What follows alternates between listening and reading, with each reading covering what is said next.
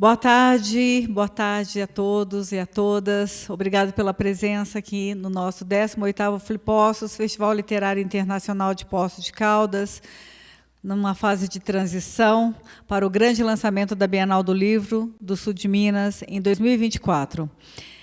Gostaria de agradecer também a audiência no nosso canal do YouTube, @flipocos, -pc, @flipocos-pc. É o novo canal que estamos lançando, porque, infelizmente, nosso canal oficial foi hackeado e, até o momento, não conseguimos resgatá-lo. Então, gostaria muito que, se vocês puderem dar uma forcinha, curtir lá o nosso canal, @flipocos-pc. Gostaria de agradecer muitíssimo, muitíssimo, muitíssimo a presença mais uma vez e anunciar já a presença da minha querida amiga Mona Dorf, jornalista, que gentilmente aceitou o nosso convite para participar dessa mesa tão importante, tão interessante, que é a literatura, política e história. Gostaria de convidar, então, a Mona Dorf. Obrigada, Mona.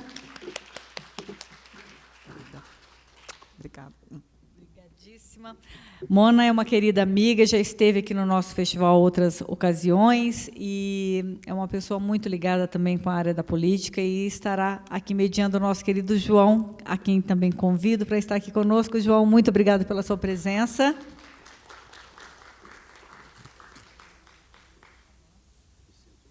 Por favor.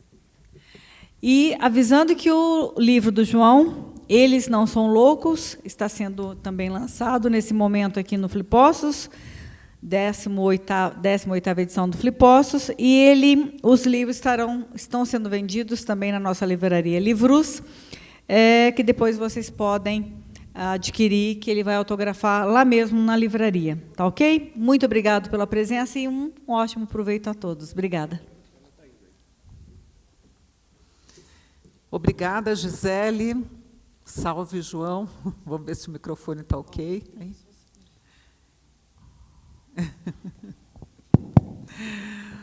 Bem, eu queria sugerir, só para vocês ficarem à vontade, se quiserem se aproximar um pouquinho mais para frente, como é sempre gostoso falar para uma plateia, bater papo.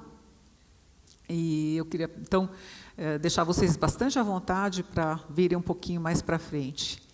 E, bom, prazer, de novo, estar aqui com vocês, na Flipossos, o convite de Gisele, e ainda mais com o João Borges, colega jornalista que eu admiro tanto e com quem eu tenho o prazer hoje de trabalhar. O João é formado em jornalismo pela UNB, ele já passou pelas principais redações de jornais impressos, o Estadão, o Globo, pelas TVs Bandeirantes, TV Globo, onde atuou também como comentarista da CBN, do portal G1 e da Globo News, sobretudo, de onde vocês certamente se lembram dele. João, seja bem-vindo, que bom estar nessa festa, né? Muito obrigado, Mona.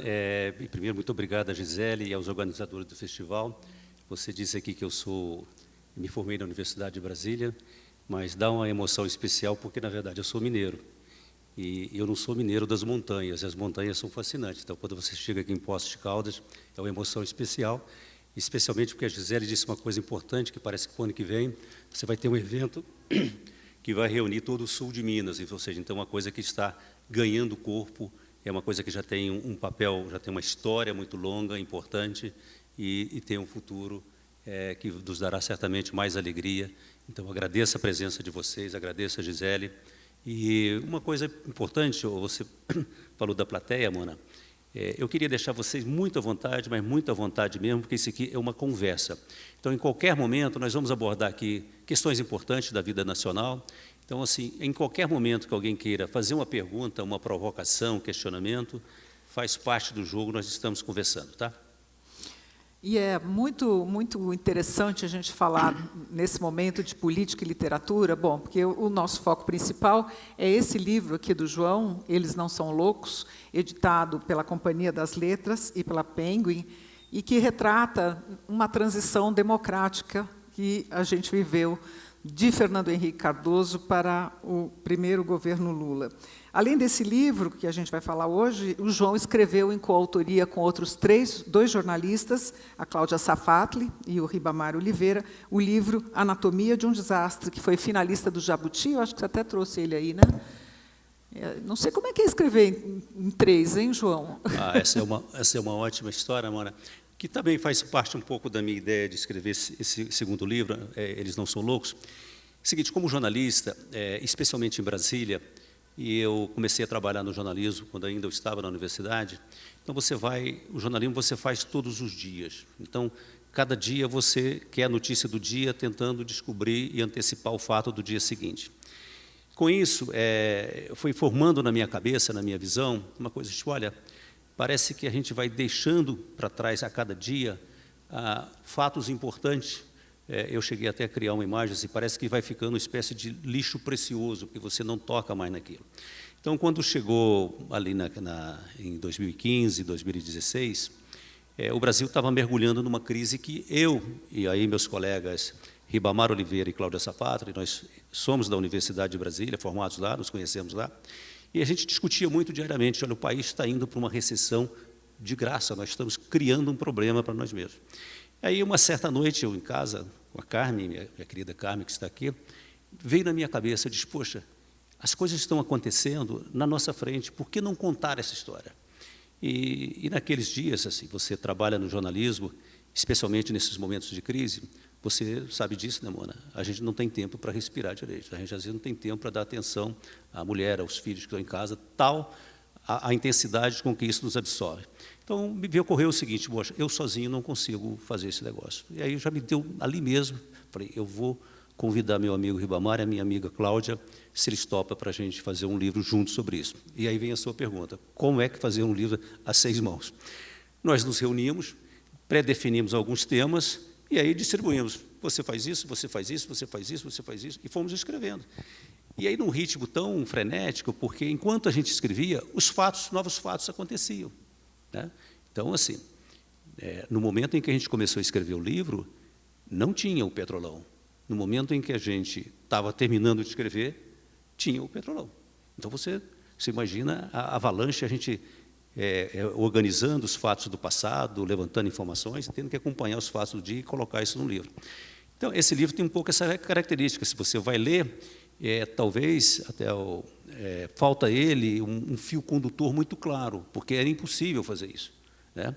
Mas nós discutíamos, então, assim, organizando os capítulos dos assuntos, você vai lendo, e eu acho que você tem uma visão bastante clara, minimamente organizada, do que foi aquele período. E é muito legal, porque você tem a visão de 3 jornalistas também, né? Que é um pouco como a gente vê hoje em dia as narrativas, né? Que acontecem por vários vieses e vários olhares. E falar em visão de jornalista, eu falei das passagens pelas redações do João, mas não falei num momento profissional muito importante, que acabou resultando nesse livro, que foi a passagem dele pelo Banco Central.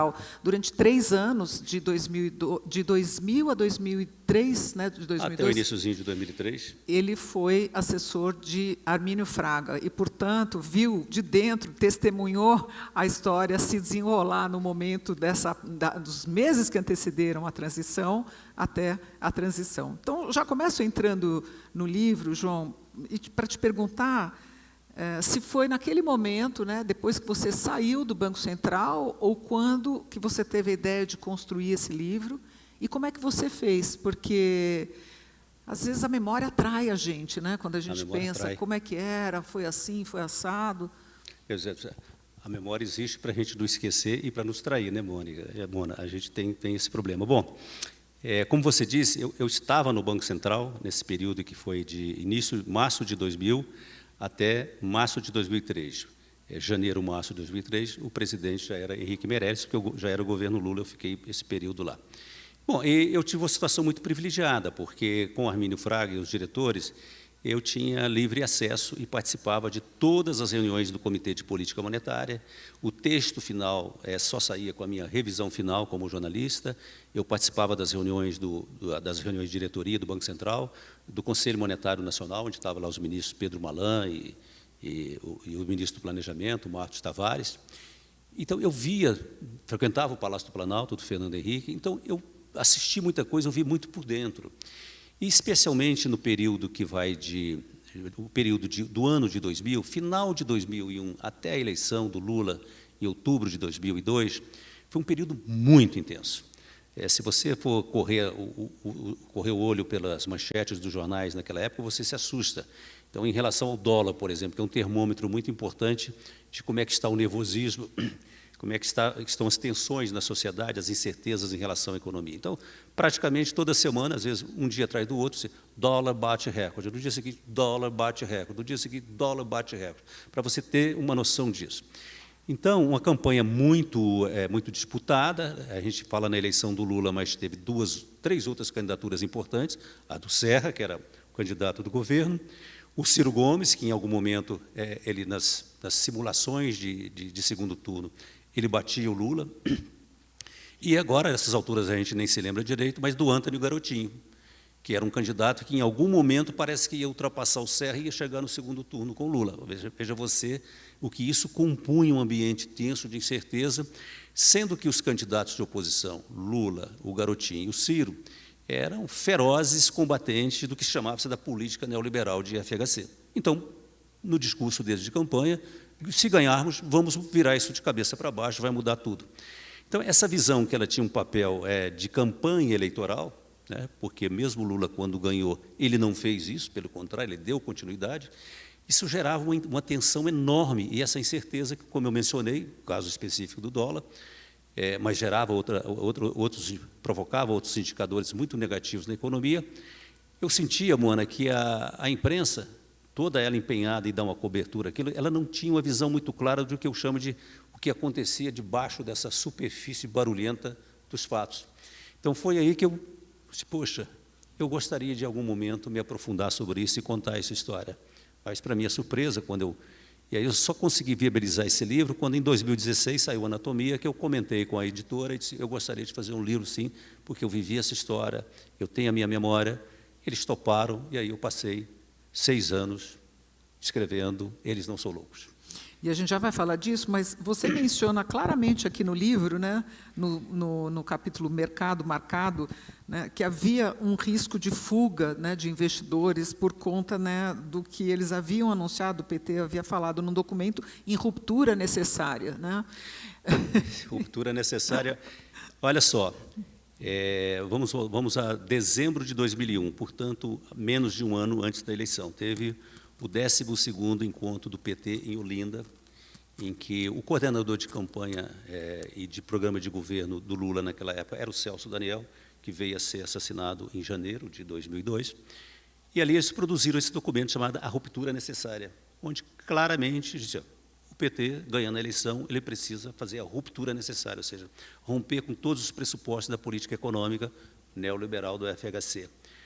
Olha, e aí falava-se em não pagar a dívida interna, não fazer uma auditoria da dívida externa, não respeitar os contratos que o governo Fernando Henrique tinha assinado. Contratos significa o quê? Privatizações que tinham sido feitas. Então, você imagina, quando o Lula começa a despontar na campanha e diz, provavelmente vai ganhar, isso gerava uma incerteza enorme. E aí, quer dizer, o Lula, com a sabedoria política, e teve a felicidade de escolher o Palocci como substituto do Celso Daniel, o Palocci vai aumentando a interlocução dele no mundo real da economia, mundo financeiro, mundo empresarial, economistas, e vai construindo uma relação que, quando ele é indicado ministro da Fazenda, ele gera o contrário, ele gera uma calmaria que foi reforçada com a escolha do Henrique Meirelles, um banqueiro, na época, que foi eleito deputado federal por Goiás pelo PSDB. Então, o primeiro presidente do Banco Central do governo Lula foi um ex-banqueiro, e um deputado do PSDB, o partido que o Lula derrotou. Então, veja você a reviravolta que isso deu, né? E que foi, digamos assim, o que nos colocou numa boa rota, né? Especialmente no primeiro mandato do Lula. Agora, a gente tem que lembrar que, depois desse documento de Olinda, veio o que você diz, a carta necessária. Né? A carta ao povo brasileiro, que essa carta ao povo brasileiro ela foi divulgada no dia 22 de junho, numa grande reunião do PT e outros interlocutores que o partido reuniu para discutir governo, e era uma carta que, se você for ler hoje, ela é uma carta muito grande, ela tem uma retórica muito acesa, muito viva, mas para dizer apenas 3 coisas. O PT, se ganhar a eleição, vai cumprir contratos, garante que vai combater a inflação e vai fazer um superávit primário necessário para garantir o pagamento da dívida. Ou seja, é um modo que eles encontraram. Foi bom que tivesse feito isso, para dizer, não vamos fazer o que a gente estava dizendo que ia fazer. Né? E é muito interessante isso, porque, embora isso esteja na carta, no horário eleitoral gratuito e nos discursos de campanha, aquela retórica de combate feroz à situação econômica continuou. Tanto que essa carta, ela saiu no dia 22 de junho de 2002, ela não provocou nenhum efeito positivo nos indicadores econômicos. Pelo contrário, o dólar continuou subindo e bateu o recorde entre o primeiro e o segundo turno da eleição. Ou seja, o Lula ganhou a eleição, eu acho que no dia 6 de outubro, e aí, que era um domingo, na quinta-feira o dólar bateu em R$ 4,00, que foi, digamos assim, o nível máximo que ele chegou. R$ 4,00 naquela época, a gente pode imaginar que é mais ou menos uns 8, talvez R$ 9,00 hoje. Agora, é interessante você contando, né, que tudo isso olhado a posteriori, a gente percebe que o processo democrático foi uma construção também, né? Uma construção, Ana, e aí você me traz uma coisa que eu quero mostrar para vocês. Na minha pesquisa, eu fiz aqui uma seleção de fotos. Essa foto aqui foi feita pelo fotógrafo oficial do Palácio do Planalto na época, meu querido amigo Getúlio, e ele me cedeu essas fotos. Aqui você tem um momento em que o Fernando Henrique... Cadê meu negocinho aqui? Não está acendendo, não? Ué, como é que eu faço para ligar, meu mestre? Aí. Cadê? Aqui. Aqui, veja você, é o dia da posse, o Fernando Henrique ainda está com a faixa, tá certo? O Lula ainda não recebeu a faixa. Então, aqui você tem Dona Marisa, Dona Ruth, então Marco Maciel, Zé Alencar, que é o vice que está assumindo. Eu jogo para frente. Aqui você já tem o Lula com a faixa, Fernando Henrique sorridente. Então, veja você, o que eu quero mostrar aqui é que essa transição, aí você olha para a expressão dos personagens, há um ambiente descontraído e alegre. Vocês comparem com o que assistimos aí na virada do mandato, da sucessão do Bolsonaro para o Lula agora dessa vez, e vocês terão um contraste realmente brutal. Aqui, um dos vários encontros que o Fernando Henrique teve com Lula, ainda durante a campanha, no Palácio do Planalto. Aqui é o dia da posse, mais uma fotografia, mas essa é muito interessante porque o Lula ganhou a eleição ele ganhou a eleição no dia 27 de outubro, acho que é isso, e que foi um domingo. Na terça-feira ele já estava no Palácio do Planalto para uma reunião de trabalho. E logo depois o Lula faria uma viagem internacional e foi conversar com Fernando Henrique no Palácio da Alvorada para trocar umas ideias com ele sobre umas questões internacionais que ele queria ouvir o Fernando Henrique. Aqui os dois posam para os fotógrafos na entrada do Palácio da Alvorada. Aqui os dois estão conversando dentro do Palácio da Alvorada, na biblioteca. Esse é um ambiente que quem conhece Brasília e conhece, é uma coisa muito simbólica lá. Aqui, eu disse para vocês, o Lula ganhou a eleição no domingo, na terça-feira ele estava em Brasília para iniciar o processo de transição. Então, aqui, ambos posando para os fotógrafos, antes da reunião, aqui os dois. Aqui, essa reunião, essas daqui, é quando o Fernando Henrique chama os candidatos no Palácio do Planalto, esse aqui é em agosto, acho que ali para o dia 19 de agosto, para que cada candidato concordasse em dar uma declaração lá embaixo que o acordo com o FMI, que o Fernando Henrique tinha acertado, os candidatos aceitariam cumprir. Isso era importante porque, feito aquele acordo que dava um empréstimo em dólar para o Brasil, daria uma tranquilidade para o novo governo, porque os desembolsos desses empréstimos aconteceriam a partir de 2003, portanto, já com o novo presidente empossado. Portanto, era preciso que uma palavra deles tivesse, digamos assim, uma espécie de garantia verbal de que o acordo poderia ser assinado e que eles cumpririam. Aqui é a terça-feira, depois da eleição. Vejam vocês aqui. Aqui nós temos o Lula, o Fernando Henrique, aqui esse carequinha que a gente mal vê aqui, o Marco Maciel, essa cabeça, essa nuca aqui, Pedro Malan, ministro, Pedro Parente, ministro-chefe da Casa Civil, Euclides Calco, que era também ministro palaciano. E aqui, à direita do Lula, o Zé Alencar, vice, Zé Disseu, Antônio Palocci, Luiz Guxiquem. Então, assim, perdeu o Fernando Henrique, digamos, perdeu a eleição no domingo, terça-feira eles estavam trabalhando. Você vê também que é um ambiente ameno, tranquilo. Aqui, essa foto, eu gosto muito dessa foto aqui, dessa sequência de fotos. Isso aqui vocês estão vendo o seguinte, vocês devem ter assistido várias posses aí, o presidente eleito sai lá da Catedral de Brasília em carro aberto, desce, passa pelo Congresso, vai para o Palácio do Planalto para subir aquela rampa e receber a faixa presidencial lá dentro, naquele palatório, aquela coisa toda. Aqui é o momento em que o Lula está lá na Catedral para vir de carro aberto e o Fernando Henrique está aqui no Palácio do Planalto, esperando o Lula chegar para que ele vá lá e passe a faixa para ele.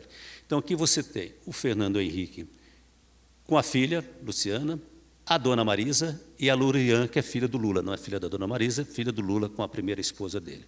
Você vê aqui um ambiente descontraído. Aqui é o mesmo momento que você tem o Fernando Henrique, o Paulo Henrique Filho, a nora dele, que eu esqueci o nome aqui, a filha Beatriz do Fernando Henrique, Dona Ruth, Dona Marisa, e outras aqui que a gente não identifica, mesmo, eu até na legenda do livro chamo as famílias Cardoso e Silva. Quer dizer, aqui não tem cara de derrotado, quer dizer, o clima está completamente descontraído, alegre.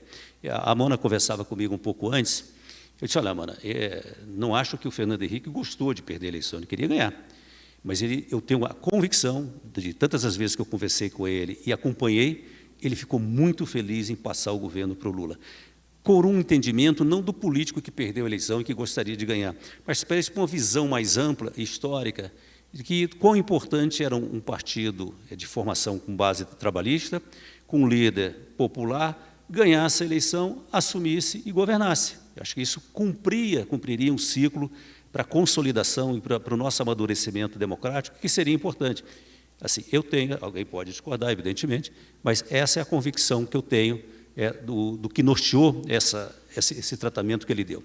Essa foto é histórica, ela é inédita, eu só agora que eu publiquei no livro. Tem um momento que era conhecido, que quando termina essa solenidade, Fernando Henrique passa a faixa e tal, o Fernando Henrique e a dona Ruth vão para o elevador, para tomar o elevador no Palácio Planalto. Dali eles iriam para o aeroporto de Brasília, até o aeroporto de Guarulhos, em São Paulo, onde eles iriam para a França e passariam lá 2, 3 meses para sair do ambiente da política do Brasil. Então, quando o Fernando Henrique vai entrar no elevador, o Lula puxa ele, dá um abraço e diz, Fernando, você deixa aqui um amigo para sempre. O Fernando Henrique me descreveu essa cena e o fotógrafo da presidência registrou esse flagrante. Você vê que realmente está um Lula emocionado. Aqui a gente vê o Fernando Henrique me disse, e eu por isso quando eu fui para a foto e constatei, João, ele me abraçou, encostou o rosto no meu, passou a mão no meu rosto e disse essa frase. Incrível essa foto, João, incrível. Então é uma coisa assim da relação pessoal, que na disputa política eles nunca se trataram muito bem. Acho que o Lula talvez tenha maltratado o Fernando Henrique mais do que o Fernando Henrique maltratou ele, mas é da característica de cada um, não estou nem fazendo um reparo a isso. Mas a relação pessoal de ambos sempre foi boa, né? Sim, sim. Boa. No Aliás, livro sempre aqui até parecia que o Fernando Henrique tinha uma certa simpatia assim, pelo Lula, né? Você gosta da Porque pessoa acho que do Lula. na luta da Frente Democrática, ali no pós-ditadura, né, quando era um único partido, eles se uniram. No livro aí, né, Mona, você viu, eu boto uma foto que é de 1978. O PT foi fundado em 1980, então, 78, não existia PT ainda, o Fernando Henrique era candidato ao Senado por São Paulo. E aí tem a foto, o Lula distribuindo o panfleto junto com o Fernando Henrique, defendendo a candidatura ao Senado do Fernando Henrique. Então, enfim, são momentos da história brasileira em que nós vivemos um período muito rico, de que todo mundo, né, lutando pela democracia, olhando para a democracia, a construção democrática do país. Então, esses momentos em que as coisas se deram num nível elevado, elas são muito saudáveis, né? Eu acho muito. E é bonito de ver, né? Porque eu estava comentando, essas fotos, boa parte delas, né, como o João salientou, é do Getúlio Gurgel, fotógrafo oficial na época do presidente, e elas estão aqui no livro, né? E eu, quando vi essa foto, falei, puxa vida, eu nunca vi essa foto. Aí você disse, ela é inédita. Eu falei, jamais imaginei, eu sabia que havia uma cordialidade entre os dois, mas é uma foto de uma afetividade, e visto o que a gente passou nos últimos meses, né, João, é até mais espantoso a gente perceber uma foto dessas que para mim, foi revelada nesse livro. Eu queria, antes da gente se voltar mais para o livro, que você fizesse... É possível fazer um desenho, uma comparação do que tem de similar em termos de economia e em termos de política, e o que tem de muito diferente com a transição atual que a gente passou? Olha, Mona, nada comparável, né? O que nós assistimos com toda franqueza é uma falta de civilidade completa e de desrespeito ao que deveria ser um procedimento corriqueiro da democracia. A democracia não existe para as pessoas ganharem a eleição. Ela existe para perder, porque senão, se alguém não perder, não tem democracia, né? É na ditadura que o cara só quer ganhar, tá certo? Então, perder uma eleição na democracia é o exercício da democracia. Então, é saudável que uma força que conquiste o poder, ao longo do tempo, ela se desgasta perante a opinião pública, porque o poder desgasta mesmo, ninguém é Deus, fica lá o tempo todo e bonitão, com o tempo se desgasta. É natural que perca a eleição, vá fazer uma reciclagem, repensa as coisas, batalhe e volte, conquista o poder, e assim. Se não for assim, a democracia não funciona bem. É preciso ter perdedor e é preciso ter ganhador. E é preciso saber perder e é preciso saber ganhar. Também quem ganha não vai fazer qualquer loucura que saia da cabeça. E quem perder, fique tranquilo, né? Então, nós tivemos aqui uma coisa muito deseducativa para a nossa democracia. Num ambiente, até conversava com alguém aqui agora há pouco, essa questão da polarização, que é terrível no nível que chega, porque ela não permite a discussão saudável, tá certo? E nós já assistimos as famílias, os amigos trocando supapos, isso não está certo, isso é um momento ruim, tem que ser superado. A democracia, a discussão intelectual, ela se dá entre antagônicos mesmo, porque eu conversar só com quem pensa igual a mim, eu não estou dando nada e não estou tirando nada. Eu tenho que conversar com quem pensa diferente de mim, mas conversar com nível. Então, né, essa polarização, ela nos empobreceu, nós estamos vivendo num momento de empobrecimento, então a gente tem que estar de olho aberto para isso, para também não cair nessa armadilha, haveremos de achar uma saída aí, né? Na história, a gente tem momentos difíceis, que a gente até se desanima, mas ela se reconstrói. Eu mesmo, como profissional, você também, os mais jovens não viveram isso, mas eu, por exemplo, eu me lembro muito bem que, veja bem, na universidade, eu estava, ainda era o final do governo militar, João Batista Figueiredo, 6 anos, daquele negócio, aquela ditadura que estava definhando, mas estava ali, machucando a sociedade. Aí você tem a campanha das diretas já, que não passou, mas, né, aí você tem a eleição indireta do Tancredo, que vai assumir, vai para o hospital na véspera, assume o Sarney. E o Sarney, ele não tinha, né, eu, muito jovem, também foi outra decepção, porque você estava num ambiente jovem de muita esperança. Ele disse, mas esse país não tem jeito, eu passei 6 anos de Figueiredo, agora 5 anos de Sarney. Mas, com o amadurecimento, até olho hoje para o Sarney, bom, mas o Sarney teve algumas coisas positivas, sim. Mas, enfim, mas o país terminou lá com uma inflação de 80%. Quem viveu naquela época aí, o supermercado, sabe o que era aquilo. Você tinha que pegar o salário hoje, correr para o supermercado, gastar tudo, porque no dia seguinte seu salário já valia menos. Mas ele, do ponto de vista democrático, ele foi bom. Aí você sai do Sarney e cai no Collor.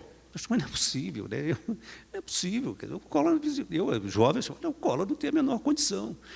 Veja que período tão longo de situações muito difíceis para o país. Quando aí tem o impeachment do Collor, o primeiro presidente eleito no período democrático, é um desastre, sofre um impeachment. Aí veio o Itamar, nosso mineiro Itamar aqui, que ficou com uma imagem muito boa, porque foi o plano real, mas o início do governo do Itamar também foi muito desastrado. Ele só começa a tomar um rumo quando nomeia o Fernando Henrique ministro da Fazenda, que foi o 4º ministro dele, não foi a primeira escolha, foi a última. E o Fernando Henrique, um político muito habilidoso, sem ser economista, juntou um time de economistas e fez o plano real. No momento em que a gente já estava assim, esse país não vai sair dessa inflação. O mundo todo olhava assim, só o Brasil não consegue resolver o problema da inflação, que afeta todos os brasileiros, e esse país não consegue chegar a um acordo político, a uma formatação política que permita ele superar esse problema, que afeta a todos os brasileiros. Então, assim, eu estou dizendo isso porque a gente está vivendo num momento difícil, teve uma eleição aí que deu um resultado favorável ao Lula, que permitiu ele voltar, temos dificuldades pela frente, me sinto reconfortado o Lula ter ganho a eleição, mas também tenho minhas dúvidas. Então, eu estou olhando, como cidadão, como jornalista, eu quero olhar, ver o que vai acontecer daqui para frente. Mas só para dizer o seguinte, nós temos problemas, nós também temos motivo para ter esperança. E a esperança tem que vir dessa maturidade da discussão. Mas esse momento que Lula herdou, né, nesse momento, é um governo muito, além da transição ter sido o que foi, que a gente acompanhou, é um momento muito diferente do que FHC deixou para ele, né, que deixou a casa arrumada. E você relata muito isso, né, de toda a negociação da dívida e tudo mais. Tudo diferente. O país não é mais o mesmo. Veja você, 20 anos depois, uma criança, uma pessoa que nasceu lá em 1º de janeiro de 2003, já estava votando em 2 eleições agora. O que tinha 10 anos, de repente, já pode ser ministro hoje. Então, assim, a sociedade mudou, o mundo mudou, a natureza dos problemas mudou. Então, os desafios também são diferentes, né? Então, é isso, o mundo está num momento muito tenso, né? Você vê que a coisa está difícil, não é só que não. Recentemente, eu estava em Brasília e eu sou muito amigo de uma pessoa da Embaixada da Espanha, que é jornalista, ela é da comunicação da Embaixada da Espanha, ela estava recebendo uma amiga da Espanha. Ela disse que estava muito feliz e muito alegre em conhecer o Brasil, ia para Salvador, estava em Brasília, tinha ido não sei aonde. Disse, olha, o Brasil tem problemas demais, mas eu olho, é um povo alegre, que sabe sorrir. Na Espanha eu não estou suportando, está tudo muito ruim, está um mau humor, as pessoas estão agressivas. E aí você olha para o resto do mundo, também não está bom, né? Então, assim, a sociedade hoje, o mundo, vive num momento de tensões políticas muito graves, né? Uma guerra desnecessária, sabe? Criando problema no mundo todo, provocando uma tensão nas grandes regiões, Europa, Ásia, Estados Unidos. Então, a vida não está fácil, mas vamos, né? João, agora vamos falar de alguns personagens que você retrata nesse livro com assim bastante, acho que eles merecem capítulos importantes. Eu começo pelo Malan, mas você podia citar o Serra. E queria saber se você os entrevistou. Você fez muitas entrevistas também depois para compor o livro, né? Você não se baseou apenas em pesquisa e na sua memória. Assim, se eu poderia dividir em 3, digamos, frentes de apuração. A minha memória, o que eu vivi, que não era pouca coisa, o que eu fiz a minha pesquisa própria, com auxílio de pessoas, a Carmen está aqui, me ajudou a fazer pesquisa, e as entrevistas, que foram mais ou menos umas 100 entrevistas, especialmente com o Fernando Henrique foram 3 vezes, com o Zé Disseu foram 3 vezes. Então, assim, os personagens centrais, tanto desse período, como também para a construção do meu livro, de um lado, eu acho assim, o Fernando Henrique, o Pedro Malan, Armínio Fraga, e aí eu poderia citar outros, como Ilan Goldfein, Pedro Parente, e do lado, digamos, do PT, eu não entrevistei o Lula não me negou a entrevista, mas não me concedeu, nunca aconteceu, eu falei, isso é do Lula, não vou também sofrer por isso.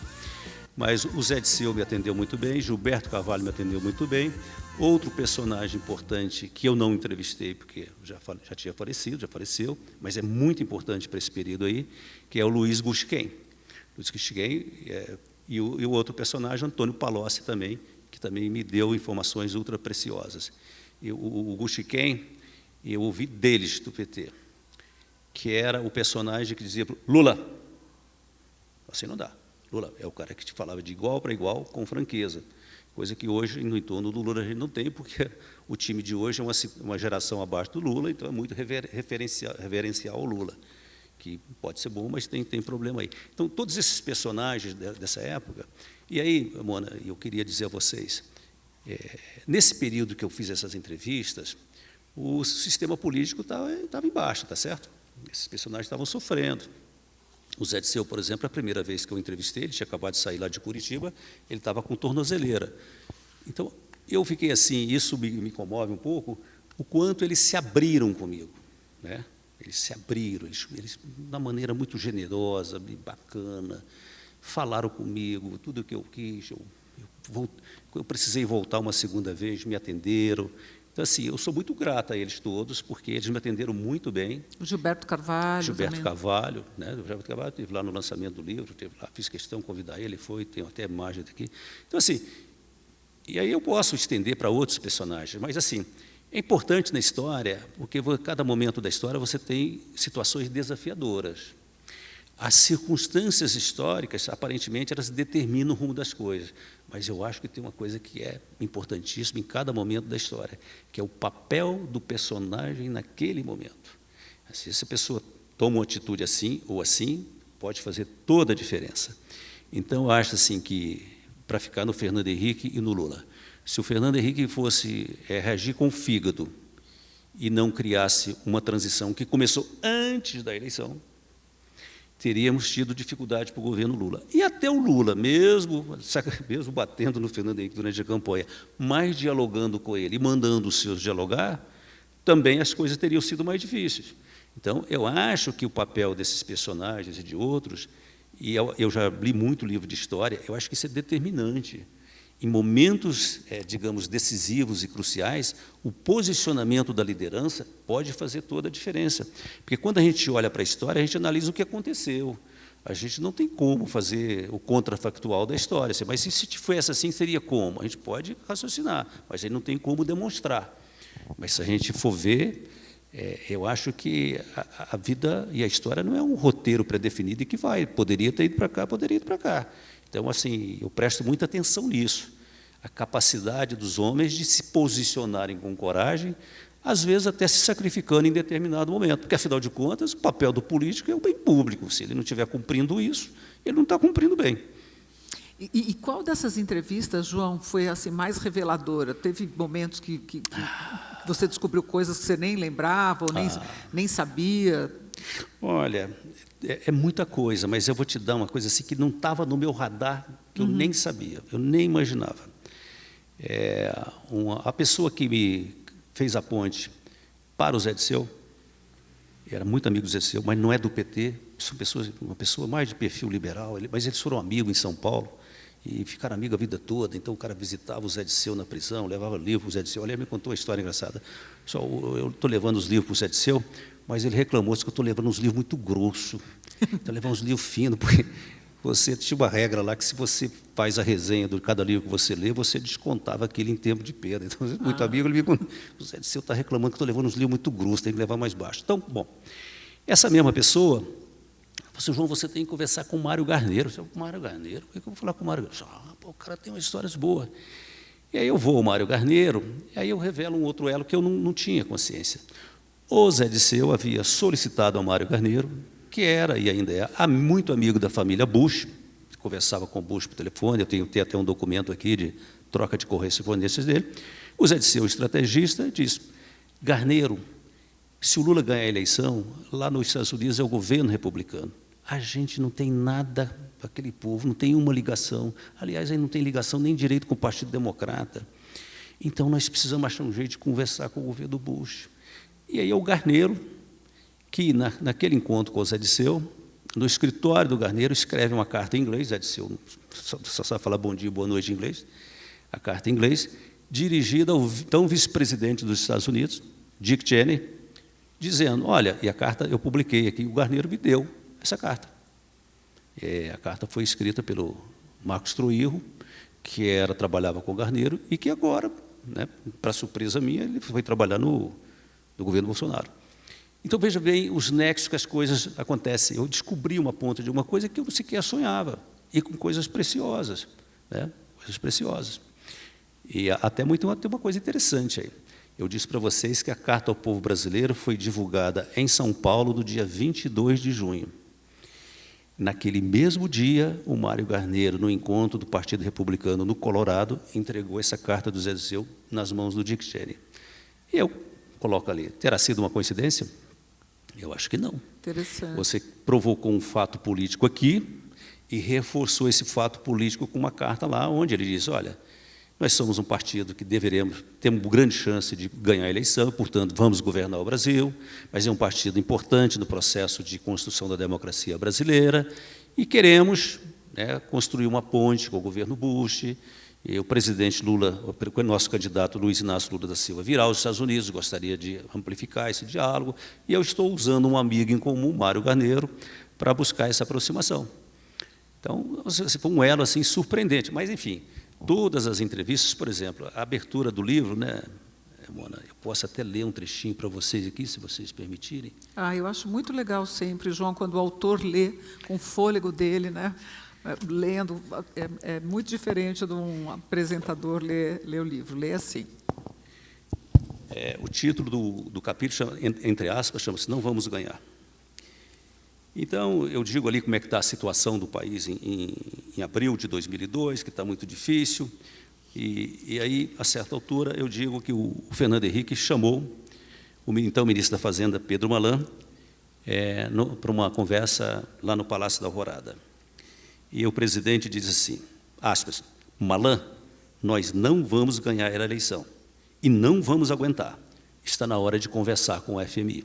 Ou seja, em abril, a eleição seria em outubro, ele teve uma leitura política de que o candidato dele, José Serra, não ganharia a eleição. E não só não ganharia, ao invés de empenhar a todo custo o governo dele para revirar uma eleição, que de qualquer maneira eu acho que não reviraria, ele disse, eu vou começar a construir as pontes agora. Por que conversar com o FMI? Porque naquela época o Brasil não tinha reservas internacionais, era um problema histórico do Brasil que vinha desde o Império. Então, qualquer problema de incerteza maior na economia brasileira, a entrada de dólar diminuía, a saída aumentava e o país ficava asfixiado. Então, o acordo com o FMI era justamente para dar fôlego nesse período, assim, ganhe quem ganhar, o mundo todo sabe que o Brasil terá à disposição 30 bilhões de dólares. Então, assim, não vamos ganhar, não aguentar é o seguinte, por que ele diz que não vão aguentar?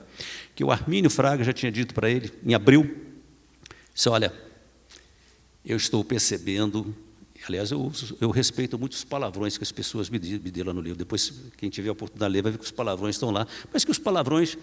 E por que eu publiquei os palavrões? Né? Porque isso é a parte humana, a pessoa está conversando com outra ali, no desabafo, ela diz, fudeu. A palavra que o Armínio, que é um sujeito educadíssimo, disse assim, olha, fudeu, vai dar uma confusão que ninguém está percebendo ainda, sabe, o juro vai ter que subir, sabe, o dólar vai fugir, os investidores vão fugir do Brasil, fudeu, né? Vamos fazer tudo aqui para esse país não quebrar. Esgotamos o tempo? Mais 10. Ah, tá. Aqui é que nem o jogo de futebol recente, padrão FIFA, tá? O tempo esgotou, mas tem mais 10 de acréscimo. Por favor, alguém quer falar alguma coisa? Eu fazer alguma pergunta? Falei tanto aqui que... Então, a gente pode prosseguir. Você tocou Mona, eu queria ler, então, assim... E aí o livro, estou falando muito aqui do processo de transição, mas o livro avança sobre vários aspectos do governo Lula, no governo Dilma, né? E ele termina no último capítulo, que eu chamo o fim de ciclo, que é apenas uma referência à eleição do Bolsonaro em 2018. Eu não entro em questões do governo Bolsonaro, como também não entrei muito no governo Dilma, mas apenas como o livro estava sendo encerrado ali nesse período, e então eu descrevo a situação ali, que eu digo assim, olha, no dia 2 de fevereiro de 2017, teve uma eleição para a Câmara, foram 5 os candidatos, foi eleito o Rodrigo Maia, e quem ficou em último lugar foi o deputado Jair Bolsonaro, com 5 votos, o dele e de mais 4. O filho dele, Eduardo Bolsonaro, que era deputado também, não votou no pai, porque estava viajando e não levou aquela candidatura muito a sério. E aí, o governo Temer estava lá com as suas dificuldades, e havia até no ar assim, esse governo Temer, será que ele cai, será que ele se aguenta? Né? Tinha tido lá o Chá da Meia-Noite com o Joés, lá que tinha gravado, estava dando um rolo danado. E aí, bom, mas se o Temer caísse, assumiria o presidente da Câmara. E o repórter está ali para encher saco mesmo, né, para isso mesmo. E aqui, senhor Bolsonaro, se o Temer cair, você vai se candidatar a presidente? Porque aí teria que ser eleito pelos deputados, né, uma eleição indireta. Aí, aspas, aqui na Câmara ninguém gosta de mim, vou ter meia dúzia de votos, e olhe lá, é mais fácil eu ganhar lá fora. Então, esse cidadão, 17 meses depois, foi eleito presidente da República e governou 4 anos. Olha que incrível. Então, vejam vocês que lá ele era uma piada, e era mesmo, né? Mas que piada perigosa, né? João, eu queria te falar sobre os títulos, que eu adorei, assim, tem uns títulos muito engraçados, cada capítulo, né? Eu não sei se vocês chegaram a dar uma folheada no livro, né? Então, por exemplo, Whisky no Alvorada. Mário era o nome, para deixar de ser sapo. O vinho sem rótulo de Antônio Palocci. O desembarque na hora errada. Ciclo encerrado. Ele fugiu de helicóptero. Vamos fazer o seguinte. Vai dizendo esses títulos, eu vou explicar. Rapidamente eu vou dizer. Tá. Whisky no Alvorada. Dezembro de 98. O Lula tinha acabado de perder para o Fernando Henrique a terceira eleição do Lula e o Fernando Henrique reeleito. o Lula convida, o Fernando Henrique convida o Lula para ir ao Palácio da Alvorada. Ele, no primeiro momento, recusa o convite, mas depois vai com o então governador de Brasília, que era do PT, o Cristóvão Buarque. E aí os três tomaram uísque pra caramba, e o Cristóvão me disse, saímos de lá mais de 2 horas da manhã, meio bêbado. Eu acho que foi uma conversa ótima do ponto de vista pessoal, mas não rendeu muito politicamente. Mercadante vai ao Banco Central. Porque aí, naquela negociação com o FMI, chegou uma hora que você foi conversar com o Mercadante para dar visibilidade àquele acordo. Então, o Mercadante ir ao Banco Deputado do PT e ao Banco Central parecia uma coisa do outro mundo. A empresa, o que poderia, em outros momentos, ser visto com a maior naturalidade, um deputado da oposição visitar o Banco Central, aquilo era Mário era o nome. É porque, na cabeça do Fernando Henrique, o candidato da associação dele teria que ser o Mário Covas. E, quando ele vai começar a conversa com o Mário Covas, o Pimenta da Veiga diz, presidente, o câncer dele voltou. Ele ficou fora. Pressão na largada. Logo no começo do governo Fernando Henrique, o Lula brigando já com o Banco Central, com o Meirelles, para não aumentar a taxa de juros. O filme se repete um pouquinho agora, né? Qualquer semelhança com a realidade. O vinho sem rótulo de Antônio Palocci. Aí é muito interessante, porque é o seguinte, o senador Tasso Gereissati e o senador Arthur Vigílio, do PSDB, eles participaram dessa interlocução com o Palocci e conversavam muito com o Palocci. E aí, quando o Lula assume, essa bancada do PSDB, ela foi muito colaborativa com os projetos do PT, e eles trocavam muita ideia. E aí o Palocci chamava, uma vez por mês, o Gereissati e o Arthur Vigílio para ir jantar na casa dele, né? E aí não contava para o Aloysio Mercadante, não, que era um senador importante, porque o Mercadante não podia saber, senão ele ficava aborrecido com aquele negócio, porque o Mercadante não gostaria daquilo. E aí o Arthur Vigílio me disse assim, uma coisa muito interessante daquele jantar é que ele servia um vinho muito bom, mas a gente nunca soube que vinho era aquele, porque ele já trazia no decanter ali, vinha ali, não falou nada. E aí, até hoje eu não sei que vinho era aquele, mas que era bom, era, entendeu? Aí, na entrevista com o Palocci, eu falei, ô Palocci, o Arthur Vigílio disse que você servia um vinho maravilhoso lá, mas ele até hoje não sabe que vinho é aquele, porque você não pode. Aí o Palocci, aquele voz fanhosa dele, é um Sassicaia. Sassicaia, quem sabe, é um vinho italiano muito bom e caríssimo, né? Hoje deve estar uns 2, 3 mil a garrafa, sei lá o quê. Ele te contou, então, qual era o vinho. Era o Sassicaia. Bom, ciclo encerrado, é esse. Eu acabei de contar. Você acabou de contar, né? Tem um de sapo aqui que eu não estou achando. Para deixar de ser sapo. Para deixar de ser sapo.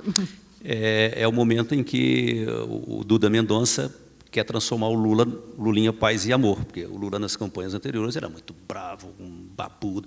O sapo aí, no caso, é uma referência ao Brizola, né? Que lá na campanha de 89, quase perdeu para o Lula para o segundo turno, numa pequena diferença, brigava com o Lula na campanha, mas assumiu uma posição clara a favor do Lula no segundo turno e diz, a gente vai ter que engolir esse sapo barbudo.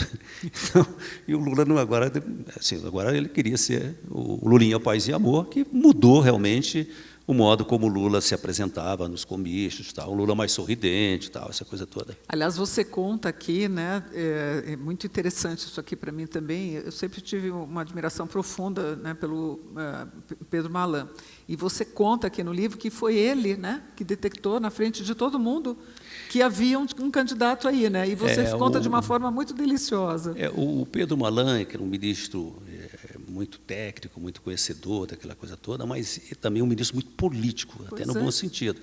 Então, eu tinha essa informação, que ele acompanhava o site do PT diariamente para ver o que eles estavam escrevendo, dizendo para que até como ministro ele travasse o debate e essa coisa toda. Ele provocava muito o PT. A Luz Mercadante virava uma fera com ele. Bom, aí o Malan me contou, disse, olha, em agosto de 2001, portanto, mais de um ano antes da eleição, eu abro o Correio Brasiliense, que na época era um jornal de muito peso em Brasília, está lá uma entrevista do Lula, uma entrevista de 2 páginas, eu vi ali um Lula diferente, mas como lá?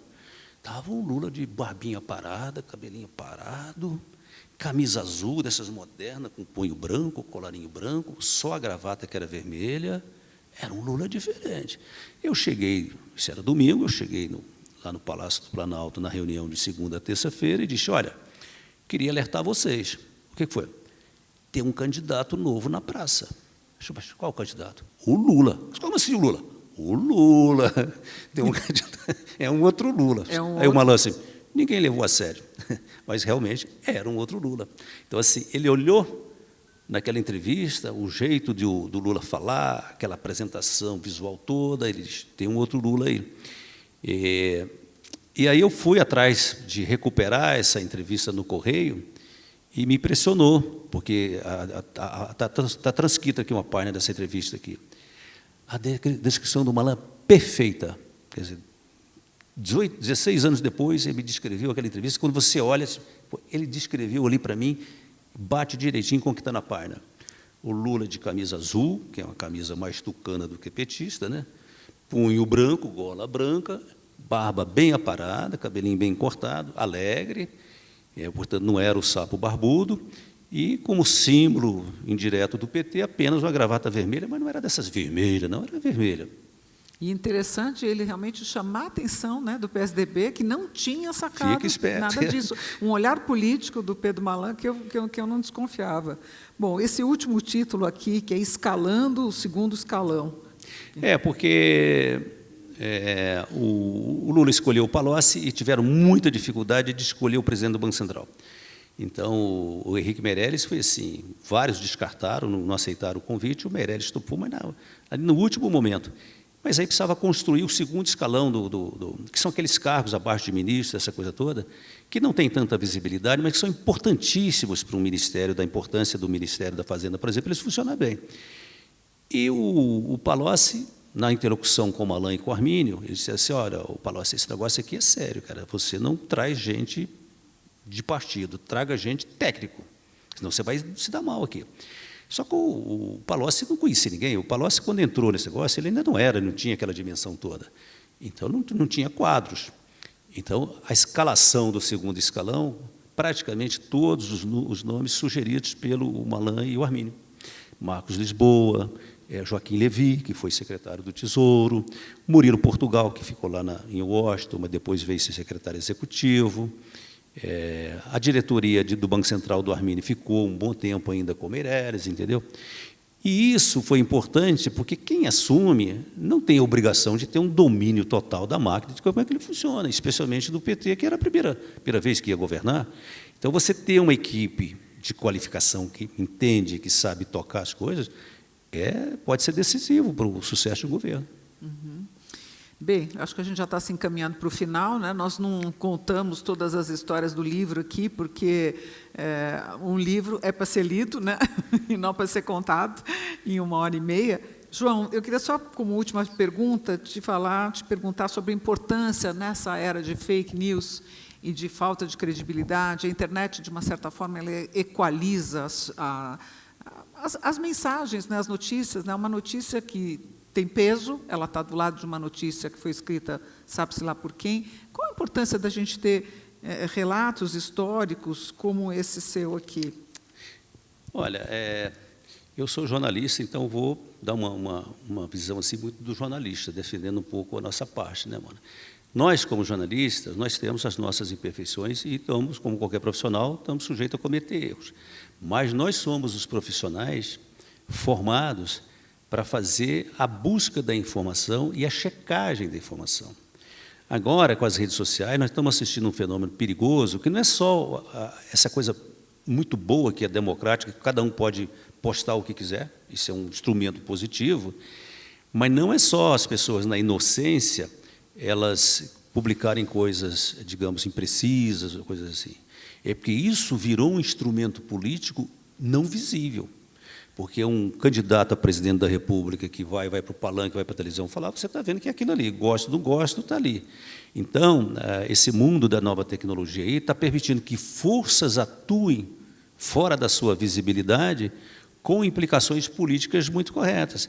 E aí me assusta o apelo da fake news, parece que o troço é feito realmente para causar um impacto e depois você tem que anular aquele impacto. Então, quase que fosse uma força desigual, um negócio perigoso. Vamos citar um exemplo assim que eu acompanhei muito, por exemplo, o processo da crise na Espanha, do processo da luta da Catalunha para separar da Espanha.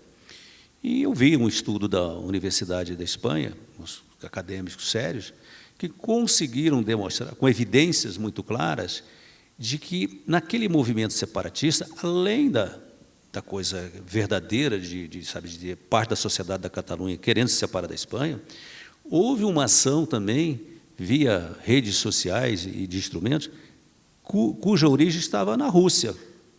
Tá?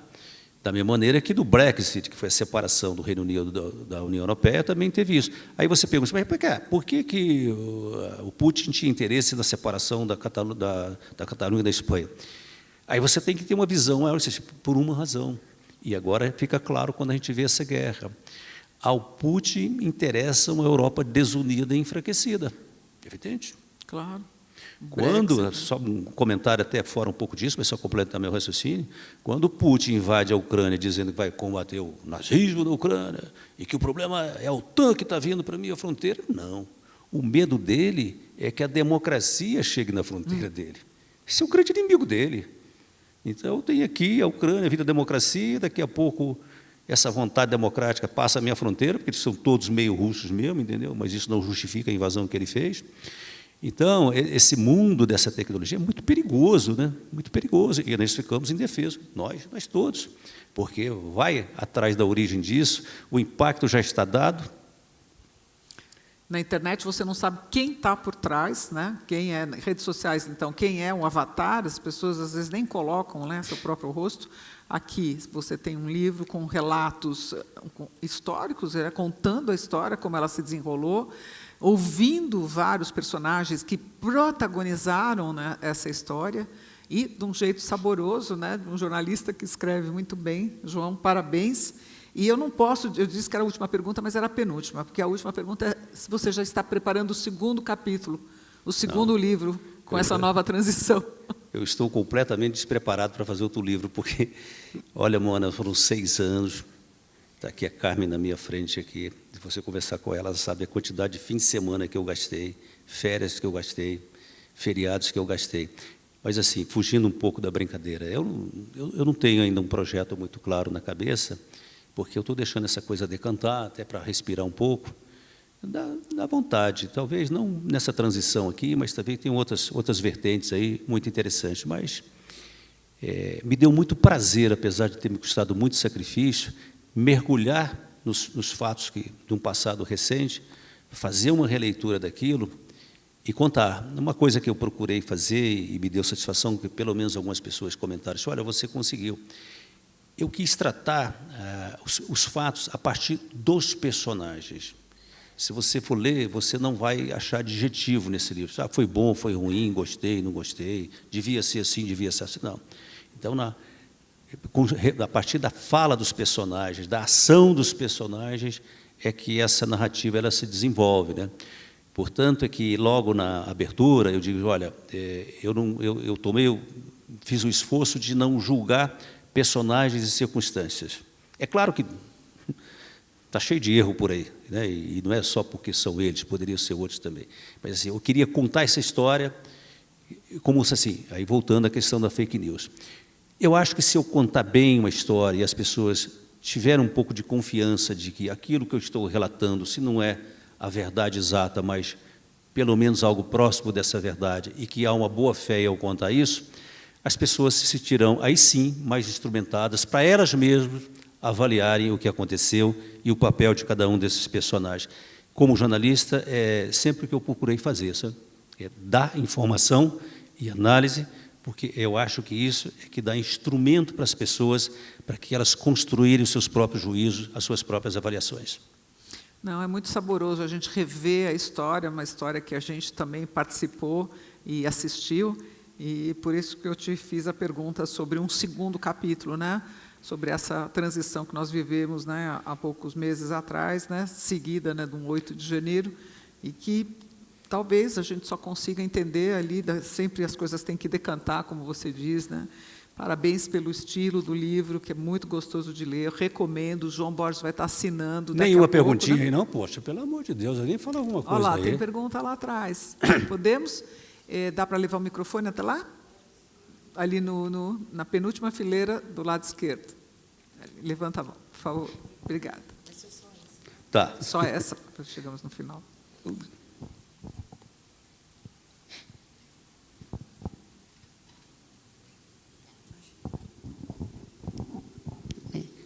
Meu nome é Ana. Você falou em um momento aí que o povo brasileiro é alegre. Quando você falou isso, para mim veio assim, que a gente tem esperança. E a cada eleição, a gente tem a esperança que o Brasil vai melhorar. Mas a gente continua sofrendo, sempre. E o que eu gostaria é que, assim, na sua visão, colocasse esse momento agora, se realmente há possibilidade da gente continuar com essa esperança mesmo, que ele vai melhorar. A gente saiu de um governo desastroso e em que os dirigentes e as pessoas que tinham o poder de fazer alguma coisa só pensaram neles, em benefício próprio. E nessa situação que está agora, a gente continua com um presidente do Senado e da Câmara que governou nesse período.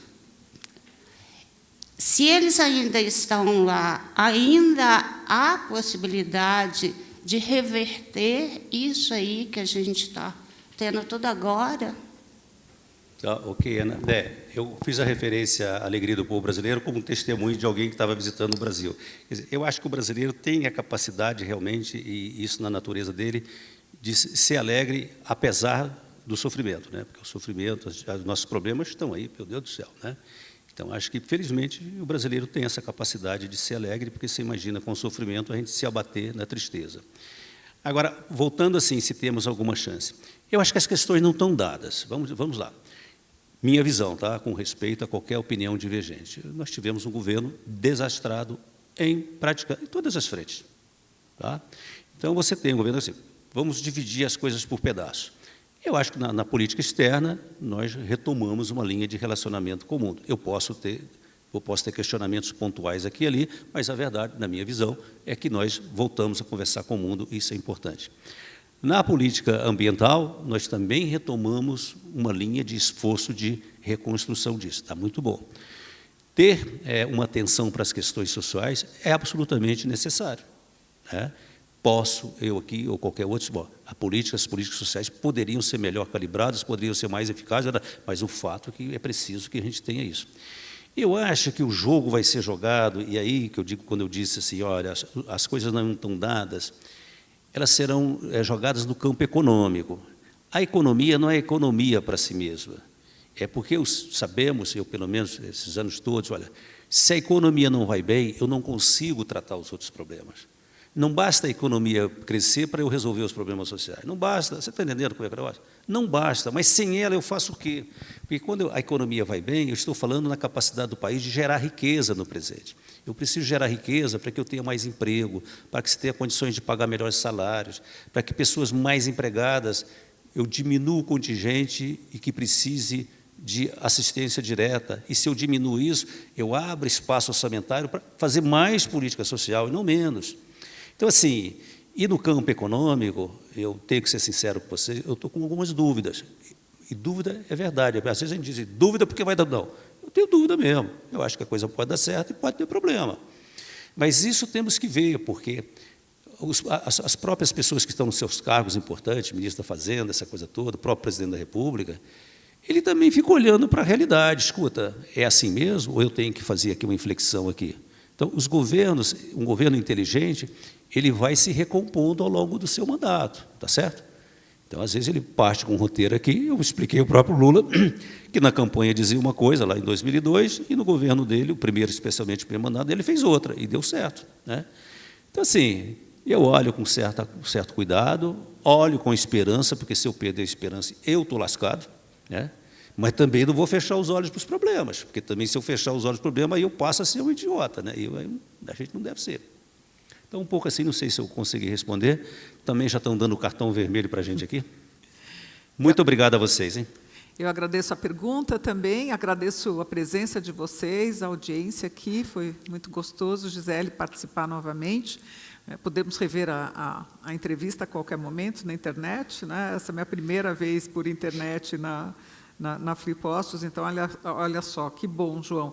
E repetindo, então, o livro Eles Não São Loucos, editado pela Companhia das Letras, Penguin, vai ser autografado agora, daqui a pouquinho, na livraria que tem aqui ao lado, lá fora. Quem tiver curiosidade, vocês estão todos convidados. Obrigada, João, e boa leitura.